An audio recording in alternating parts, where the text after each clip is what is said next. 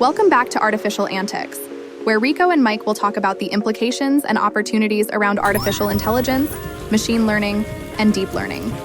On this episode, Mike and Rico sit down with David Hirschfeld, CEO of Tekyz, for part one of a two-part series. They talk about David's AI journey, his launch-first approach for startups, and share practical tips for using AI in business. Let's jump in. Hey everybody, welcome to Artificial Antics. I'm Mike, and I'm joined with my co-host here, Rico. We've got a really exciting episode for you tonight that's near and dear to my heart. We're going to be interviewing David Hirschfeld, and David is the founder and CEO at a company called Tekyz. And what they're doing over there at Tekyz is really hyper-fast development, right? And I know folks have talked to me, especially, you've seen what I'm doing where I'm building applications sometimes in like 7 minutes. Well, David is a like mind in this, right? And the last time we talked, he was showing me some stuff he was doing with a product called Bolt. I was showing a little bit of what I'm doing with Replit. And so we're really excited to talk to David about his AI journey and what he's doing in his businesses. So David, without further ado, let's go ahead and pass it over to you.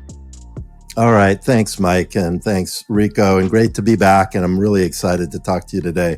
And regarding Bolt and Replit, I've abandoned Bolt. I'm all in on Replit. So that conversation was pretty meaningful. So thank you for that. Absolutely. So I've been in software development for a long time, 35 years, actually more than that. I don't really want to admit how many years. It's been so many. And I started out in enterprise. Actually, I was a physics major in college. And then from college, I went on to sales, believe it or not, from physics. My peer group kind of made me a little unnerved. If I was going to go into graduate school in physics, then this social group, my peer group, was not people that could speak very clearly about anything other than equations. And so that kind of unnerved me. Yeah. So I ended up going into sales. And so I have that weird blend where I can talk to people about their business problems, but I also can talk very technically about things as well. But I don't get stuck on the technical side and trip over what I'm trying to say when I'm trying to explain a simple concept. So anyway, but I went into sales, and then from there, I went into software development, and I worked primarily for enterprise in my early career, and for Computer Associates and Texas Instruments, and I did projects at Intel and Motorola and Allied Signal, and names that you would know. But then I started my own software company in logistics, route distribution, inventory management in the early 90s. Despite all the efforts on both myself and my partner, we ended up growing it anyway to 800 customers in 22 countries and sold it to a publicly traded firm in 2000, 8 years after we had started the company. Nice. Which we had no fantasy of any of this when we started, right? We ended up we were just going one step at a time. But then when I was VP of products for the company that acquired us for the next several years, and then left them, cast about for a couple of years, and then started Tekyz in 2000. Of course, I thought I knew what I was doing in terms of how you start a software company. And actually, I didn't realize that I did a lot of things right because I didn't realize what those things were that I did right. I thought there were other things. And then it was many years working with a lot of startups over the last 17, almost 18 years now. We've worked with 80 some odd startups. A couple of them were really successful. The vast majority of them failed. It was in this process where I started to realize what I did that made me successful and the common traits of successful startups. But talking about AI and all that. So yeah, we used to use predictive analytics tools that felt like AI, but they weren't AI. Of course, they were using complex algorithms to make these predictions. And still today, the very sophisticated algorithms for like financial predictions for people's like retirement models and all that, but they're just algorithms, right? They're not AI. And of course, I'm assuming most of your audience knows this, but the big difference between a predictive analytics tool and an AI tool is AI identifies patterns that you can't see or know, whereas predictive analytics is expressing a known pattern and using algorithms to do it. So you literally learn and uncover things using artificial intelligence that you didn't know and may not have existed in terms of consciousness prior to that tool uncovering that thing. And I have lots of examples of this. I'm not going to go into them right now, but probably a lot of people know of examples themselves. But I will give you one example. The guys that developed OpenAI, when they started to produce natural language sounding output from this tool based on questions they were asking, they had no idea how it was able to do that and write in such a natural way, produce words in such a natural way, just by doing word prediction based on a very large model having built all these vectors, right, between all these nodes. So that's the technical aspect, but so they didn't realize those patterns would just naturally emerge. I still don't know how it does it exactly, but it does it, and it does it really well. And so literally they're kind of like falling forward, and it's just a kind of a controlled fall in the process of expanding and building what AI is capable of, giving it new capabilities, and then watching what it does with those new capabilities. And some of them are predictable and some of them are not. And they just keep kind of following the value proposition and moving in that direction. So I started working with AI tools in the early, when did TensorFlow come out? 2013 or something like that from Google? That sounds about right. Yeah. I started playing with AI back then using TensorFlow, and it was pretty cryptic at the time, but it was real AI.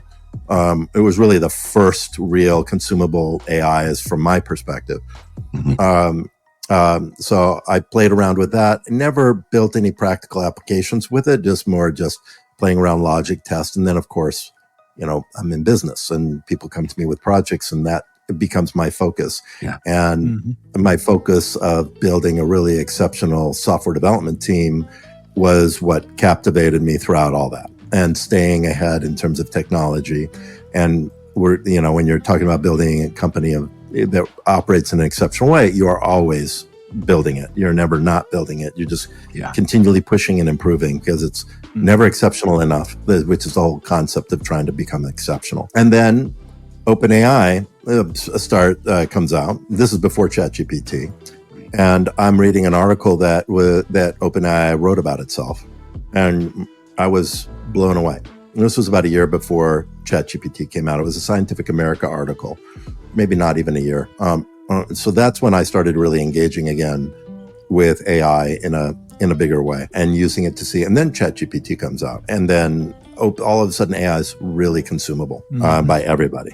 Of course, because they had the fastest adoption of any product in history by orders of magnitude, not just like slightly better, but unbelievable. So of course, immediately the whole exceptional thing is you've got to constantly push the envelope in terms of not only how you run a project and how you design and architect things, but also that you're on top of technology from a leading edge perspective. Even bleeding edge to some degree, where you're constantly testing the bleeding edge to see what's practical and can be risk mitigated in terms of applying it to customer problems. And what I've been finding, even like since the last time we spoke, which was a few weeks ago, is the speed at which this is improving. It just makes it impossible to really predict what's possible. So, like, as a result of some of the things I've been doing in the last couple of weeks, I'm reinventing, deciding to reinvent my company again, because I can't just be okay, even with the accelerated pace that we're doing things at now. It's not enough. It won't matter in a year. I'm not sure what will matter in a year, but definitely what we're doing right now won't matter in a year. Yeah. Right. Yeah. Right. Like tools like Replit was really a hinging point for me. So thank you for that. I was playing with Bolt and it was quite good, but it had some problems. Not that Replit doesn't have problems, but it's that much better in all the ways that you told me it was. In fact, because I'm developing I decided to start a project of my own to build in my spare time, which is not a lot, but to build a partner portal, basically a referral partner portal, since I am building up, my referral partner network. And I need a way to be able to capture all that information, and also for my referral partners to be able to log in and give me a referral partner when it's recorded and when it was given, and then a way for them to be able to monitor the status of that partner between the time they gave it to them until that actually becomes potentially a client, and then how much revenue is being generated from that client for the referral partners to be able to see what fees that they've been accruing and what's been paid out. And so I started using Replit to build this, and I was doing this on my own to see how far I could get with Replit on this. And I'm actually building out the whole application with this so far. That's awesome. Not scalable. It's not scalable. Right. I get that. Right. Does it need to be scalable for this app? Probably not. Not for this Probably purpose, not. no. Nope. Not for this. Yeah. And I could probably turn it into a SaaS product, which I'm actually using Replit to build out that infrastructure. Right. But again, it won't be scalable, but it really probably won't need to be scalable. At least not unless it starts to get really big adoption. And then by the time it does, I'm going to have tools to be able to generate microservices on the back end. And some of those microservices, and they'll be containerized, and some of them will run in auto-scaling environments like Lambda or Cloudflow or whatever. And I'll be able to use the tools. So the reinventing that we're in the process of doing, which I told my director of operations the day before yesterday, she was actually thinking the same way, as that we need to think what agents do we need to build? We need to be thinking about agents that will transform how we do what we're doing today. Both agents that may operate real time, as well as agents that will produce results like a microservices development agent, and maybe a workflow agent, and maybe, in terms of how these apps get strung together, and then use an AI scaffolding or infrastructure to be able to then insert the business rules and snap these pieces together and generate the user experience in the front end, and generate test scripts and implement automated testing and the quality, code quality checks and all this, right? And then absolutely as much.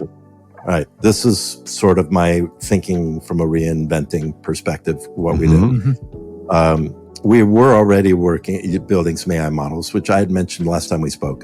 Internally, one for my startup methodology for the niche analysis piece, another one for estimating projects, and we're a week away from being able to see some of the fruits of that, and then we'll actually start an early a pre-launch sales campaign on that.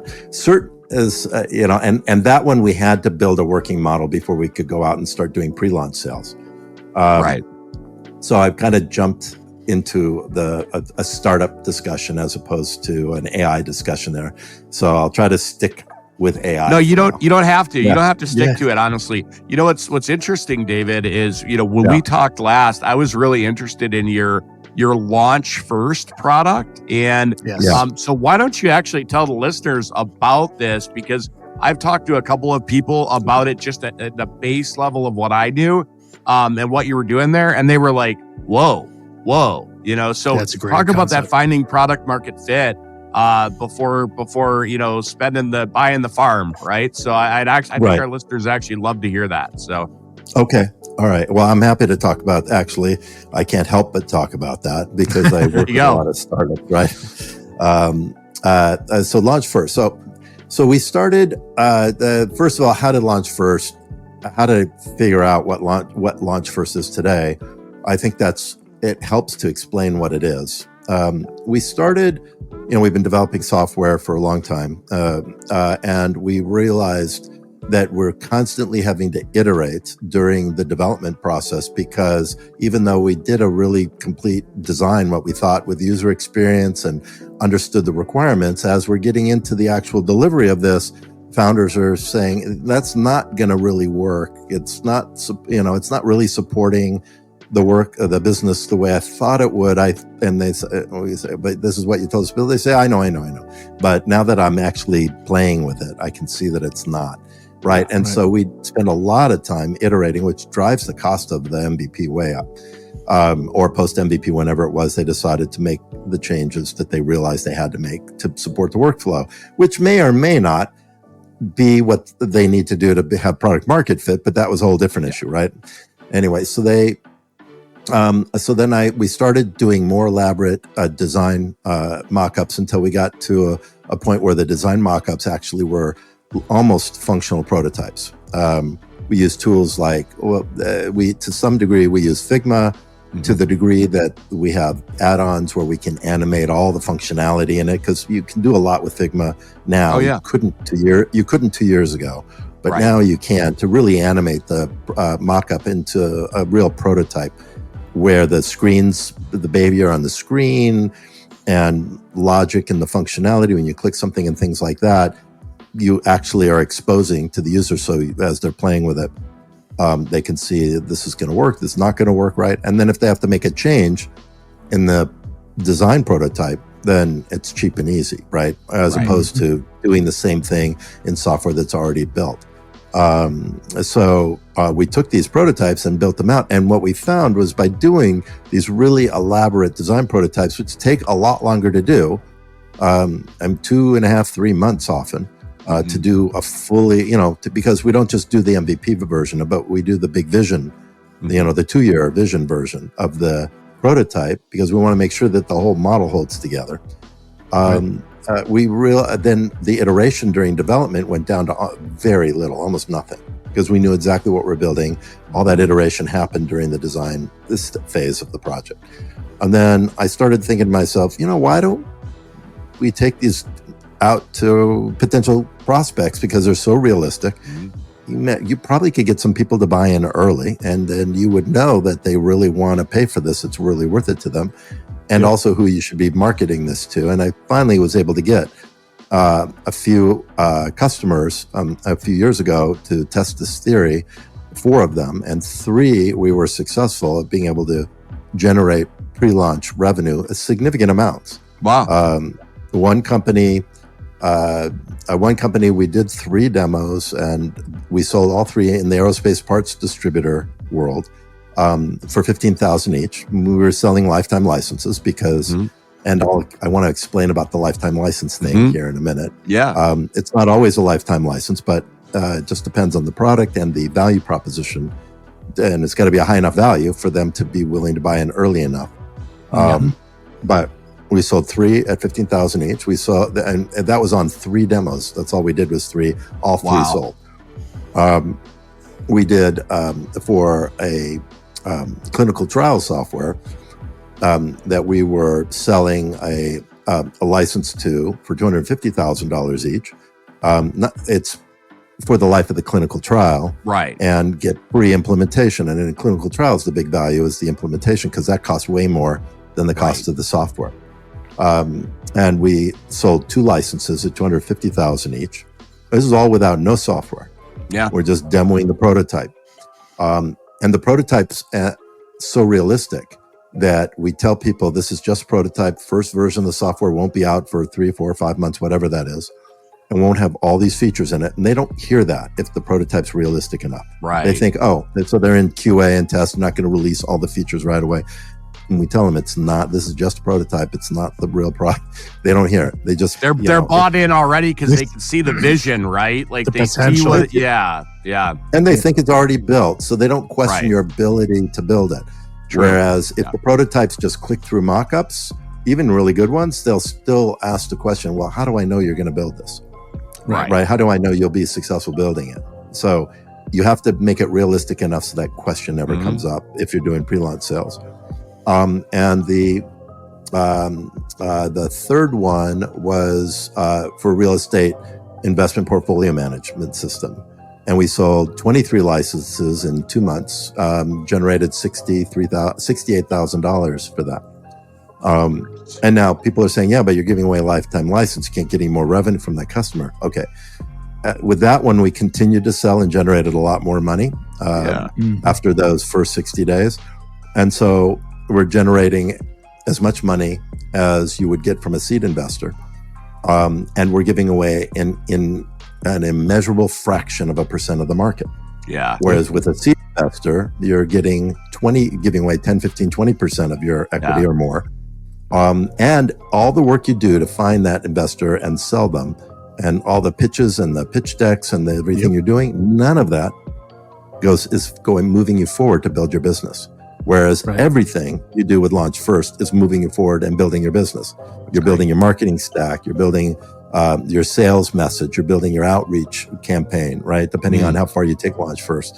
You've built your prototype. And when we've proven that you got product market fit, which my definition of that means that you have achieved enough sales at a high enough closing ratio that you can prove that you've got lifetime value of your customer versus over cost of acquisition is at least 3-to-1. And that way you've got that 2x to reinvest back into the scaling and growing of your business. That's viable. You have a solidly viable business, and it can be that or more. And it could be maybe a little less than that sometimes. It's not exactly that depending on how you calculate that lifetime value. If it's a short lifetime value or really long lifetime value, but you just need that ratio. You need to know that there's profit in this business that is repeatable in the pre-launch sale. And people will buy if you're offering a high enough value, like in that lifetime license or whatever, and the high enough cost to them in terms of the problem you're solving, and they perceive that problem to have a high enough impact to them. Those are two independent numbers, that cost and that perception impact, because but if they're both high, you can get them hear your message, and then you can get and they want to mitigate this cost, you can sell enough of these to get to proof of viability. And if you do that, then we build it. Then we start building the product, not before. Because I can't tell you how many founders I've watched go down the tubes, having spent hundreds of thousands or even millions of dollars. More than one founder has spent several $1 million with us to eventually fail. So because they lack product market fit. Yeah, so, proofing it first is huge, right? Like, and this is a SaaS hack, really, right? Like I hear this in books like Rob Walleen has the SaaS playbook, or Start Small, Stay Small, and then there was another one I think you mentioned, maybe Mom or something like that. Was that you mentioned that to me? Yeah. The Mom test. That one's brilliant. Yeah. It's how do you figure out what your customers truly need and what problems they're really struggling with. So this goes into focusing on the problem, not the software. So if you ask somebody about what do you think about this feature, you're not going to get any true answer from them. Typically, they may love the idea and still never spend a penny on it. Or they may hate the idea, but not realize that it's solving a really big problem of theirs, because whatever it is, and the book is called The Mom Test, because assuming you have a good relationship with your mom, that's an assumption, right? If you ask your mom, you have a business idea and you go to her and you say, what do you think of this idea? Free pizza delivery, app. And she's going to go, oh, honey, I think that's wonderful. You're so smart. I know it'll be successful, right? And you're so handsome. And you're so handsome. How can anybody say no to you? Right. So the question is, how could you actually ask your mom questions about this thing you want to do and get valuable, honest answers from her, her not even realizing what the questions are regarding, right? And that's because you're focusing on the problem and how they struggle, what problems they have related, that are other problems they have related to that, and how historically they've dealt with those problems and how much they think that problem costs them. Are there any other intangible things that impact them because of that problem, on and on and on, right? So never speaking about your product or a feature. And this is what you do. So I say founders often come to me with the black robes on, right? They have this vision, which you want founder to have a vision, but then they have this belief system built up around the vision, and that's what you don't want them to have, because that's code for I'm going to fail. And so I work hard to get them to throw that black robe away into the fireplace, honestly, and to put on the white coat. The white coat being, now they're a scientist, they're a clinician. They're in the lab. They have hypothesis. They're in the lab. They're in a lab. It's a lab. and focus on the problem, love the problem, talk to your customers about their problems, not about your product. And the product that you're building is just a natural way to mitigate the problem, not the thing you should be in love with. Yeah. Be in love with the problem. Be in love with the problem. Absolutely. So as we're winding down this first segment of the series, David, I just wanted to say, do you have maybe one or two, let's call it practical tips for, business owners out there, whether it be small, medium, or large, in regards to AI? And these could be high level things. It could be slightly low level things, just maybe a couple tips. So yes. And I think you mentioned before we started, some funny stories, right? Yeah, there you go. Yeah, perfect. That's great. Right. And I've got a funny story that also is kind of explains a practical tip about how to talk to AI, right?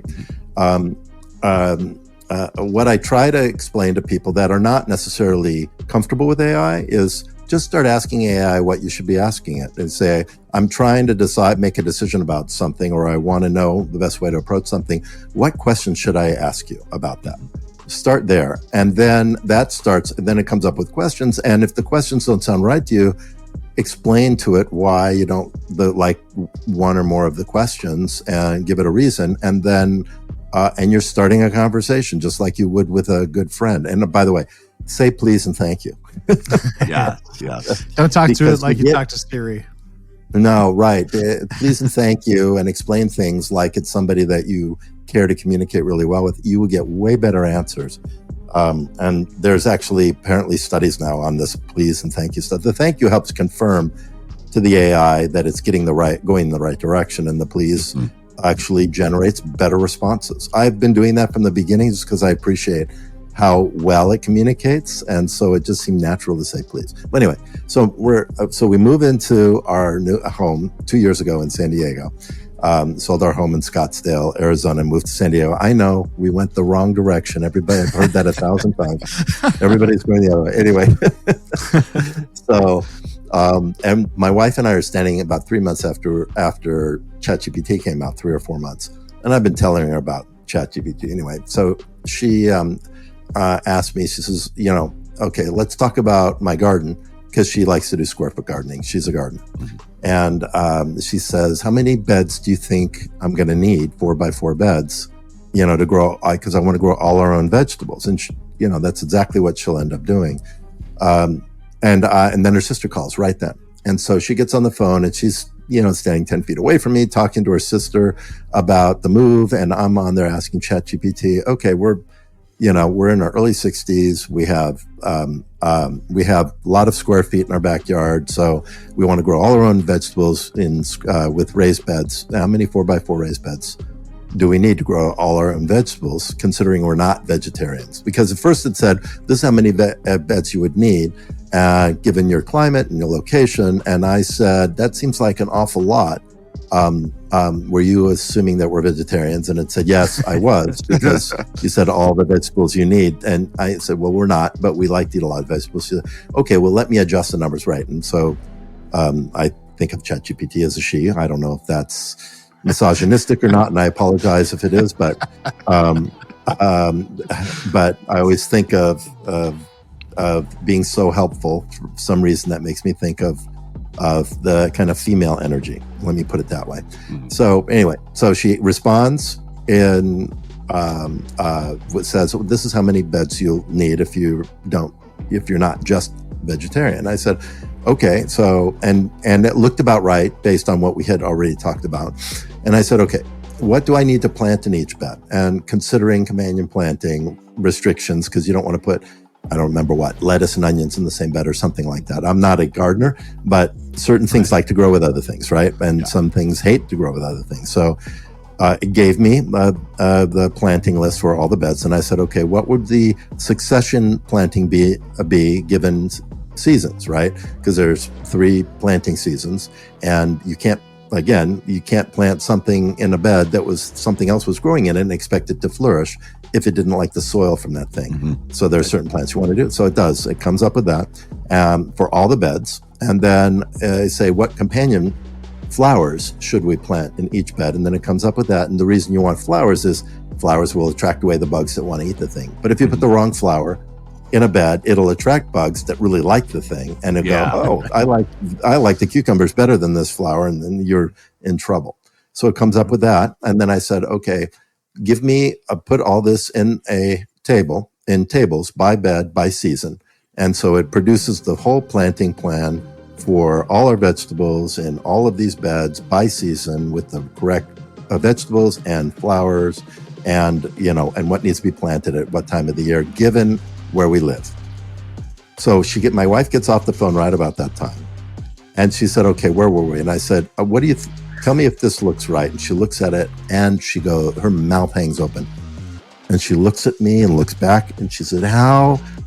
I said, ChatGPT, remember I've been talking about this.